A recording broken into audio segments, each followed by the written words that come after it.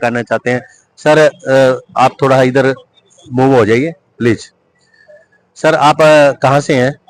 मैं गांव देवरा से हूँ, कैथल जिले में ही मेरा गांव विधानसभा में पड़ता है। तो सर क्या लगता है कुरुक्षेत्र के रण के अंदर इस बार 2019 की तरह फिर कमल खिलने वाला है?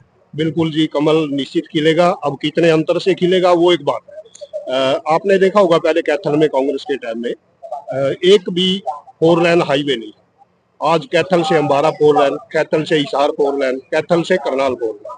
और जो सबसे बड़ी बात है, छोटी छोटी बातें जो गिनाते रहते हैं, एक मेडिकल कॉलेज जो कैथल में इसी सरकार द्वारा अभी उसका उद्घाटन हो गया और आने वाले 5 साल के अंदर वो कंप्लीट हो जाएगा। तो 3-4 तो ये बड़े बड़े कार्य सरकार ने किए हैं। और वैसे तो मोदी जी के नाम पे ही यहाँ, क्योंकि जो विकास मोदी जी ने देश का किया है और देश को लेकर के जो उनकी भावना रही है, चाहे वो किसी भी क्षेत्र में है, चाहे वो सुरक्षा के क्षेत्र में है, चाहे वो न्याय व्यवस्था के क्षेत्र में है, मतलब जो भी उनके कार्यकलाप रहे हैं उन्हीं को देख करके वोटर वोट करेंगे। और दूसरी बात, जो हमारे प्रत्याशी है नवीन जिंदल, वो पहले भी 10 साल यहाँ से सांसद रहे हैं और उन्होंने 10 साल सर एक आरोप लग रहा है नवीन जिंदल पे कि अगर वो 10 साल कुरुक्षेत्र के रण क्षेत्र में आते रहते तो उनको पल्लेदारी ना करने पड़ती, जो कि कट्टा ढोने का उन्होंने काम किया है।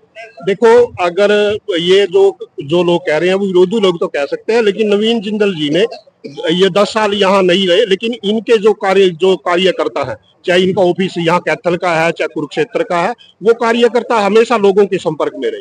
और नवीन जिंदल जी का एक बड़ा अच्छा वो समाज सेवा का इतिहास रहा है। उन्होंने 10 साल के अंदर कितने लोगों की आंख बनवा दी, कितने लोगों का ट्रीटमेंट दिल्ली ले जा करके करा दिया, कितने लोगों के शौचालय बना दिए, कितने लोगों के घर में कन्यादान पहुंचा दिया, कितने लोगों के सुख दुख में वो अगर किसी को कोई इलाज से वंचित रहा, कितने लोगों को उन्होंने इलाज दिलाया। पहले तो मोदी के नाम पे ही जीत जाएंगे, लेकिन अगर कोई रही सही कसर है तो वो नवीन जिंदल जी के जो काम है वो पूरी कर देंगे और बहुत बड़े अंतर से अब की बार भी नवीन जिंदल जी यहाँ से जीत। धन्यवाद। तो दोस्तों प्रयास कर रहे हैं एक मीडिया के माध्यम से कि आप लोगों तक एक जो दिल की आवाज है, जनता की आवाज है, वो आप लोगों तक पहुंचे। और कहीं ना कहीं राजनीतिक सरगर्मियां हैं तो कोई ना कोई, हर आदमी का एक अपना टेस्ट होता है और बात करता है मीडिया के माध्यम से। तो कुछ और विद्वान लोग बैठे हैं, उनसे भी मैं बात करना चाहूंगा, क्या कहना चाहेंगे। बाबूजी नमस्कार। नमस्कार जी। सर बाबूजी क्या हाल चाल है? तो सबसे पहले तो आज हवन में आहुति डाल के आप लोगों ने कार्यालय का भारतीय जनता पार्टी का शुभारंभ कर दिया है, तो आप लोगों को बहुत बहुत बधाई है। तो अब हम चाहेंगे कि पक्ष और विपक्ष की बातें कुछ आपसे करेंगे। तो आप ये बताइए, अभी कुरुक्षेत्र का जो रण क्षेत्र है किस तरफ मूव कर रहा है? इस बारे में तो सबसे ज्यादा तो आपको ही पता होगा। जी हमें तो पता होता है, पर पब्लिक से ही हम लोग व्यू लेते हैं। अच्छा, रही मतलब जो है ना इस चुनाव की, इसमें जो है ना कुरुक्षेत्र से लोकसभा के लिए जो कैंडिडेट नवीन जिंदल जी आए हैं जी, ये वास्तव में सही समय पर सही उसके लिए मतलब जो है ना सही कैलकुलेशन के हिसाब से जो है ना। क्या आपको लगता है कि जो लोहा गर्म था और चोट सही लगाई गई है? बिल्कुल सही, मतलब जो है ना ये जो ये विपक्ष वाला एक षड्यंत्र था उनका, आपस में पार्टी मिलकर एक कैंडिडेट खड़ा कर दिया आप वालों ने, तो उसकी सही उसका इलाज करने के लिए जो नवीन जिंदल जी को यहाँ से, यानी नवीन जिंदल के रूप में हथौड़ा सही था। बिल्कुल सही, जो चोट मार सके। जो राजनीति में जो होना चाहिए वो हुआ जी, जो राजनीति कहती है वो हुआ। धन्यवाद। और ये जो है ना इसके जहाँ तक जीत का है, तो हमारे जो पिछले रिकॉर्ड को तोड़ेंगे यहाँ के कुरुक्षेत्र। पिछला रिकॉर्ड क्या तोड़ पाएंगे 2024 में? हाँ, हम बिल्कुल पिछला रिकॉर्ड जो है ना यहाँ से कुरुक्षेत्र से वो टूट जाएगा। धन्यवाद बहुत। तो काफी और लोग मेरे साथ हैं, थोड़ा थोड़ा जानना चाहेंगे। सर नमस्कार, कहाँ से आए आप लोग? खेड़ी सेरू गाँव है। खेड़ी सेरू।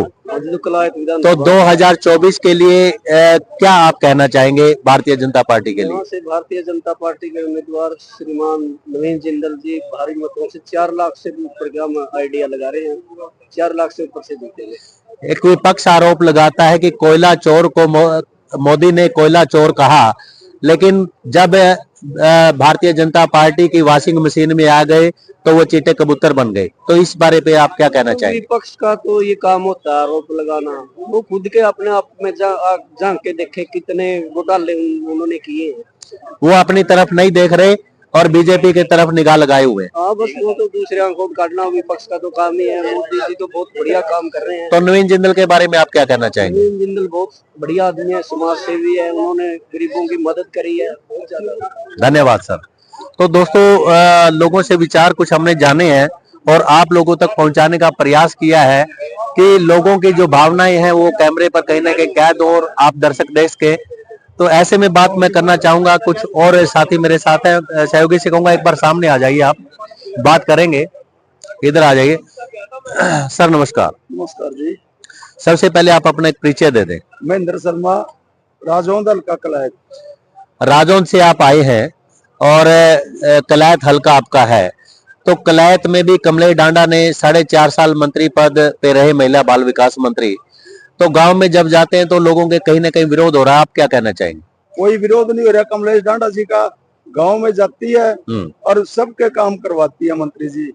और जितने भी अधूरे काम पड़े हुए हैं उनके लिए भी प्रयास है। अब भी उनके कार्यक्रम चले हुए हैं।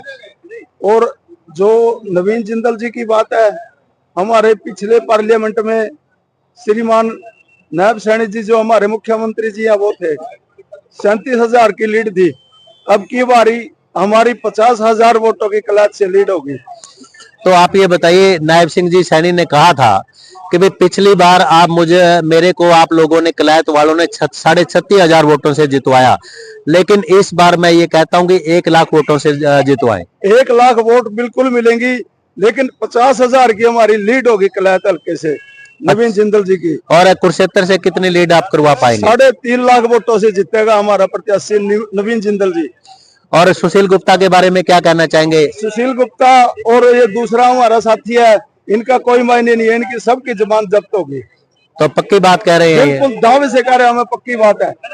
तो दोस्तों अलग अलग विचार, लोगों की अलग अलग क्रिया और प्रतिक्रिया आप लोगों तक पहुंचाने का हम प्रयास कर रहे हैं कि कहीं ना कहीं मौके मिलते हैं एक मंच पर जहां पर लोग अलग अलग विचारों से बैठे होते हैं, पर उनके दिमाग की क्या उपज है वो आप लोगों तक पेश करना हमारा दायित्व है। तो दोस्तों मैं फिर नई खबर के साथ आपको मिलता हूं थोड़ी देर ब्रेक के बाद। जय हिंद, जय भारत।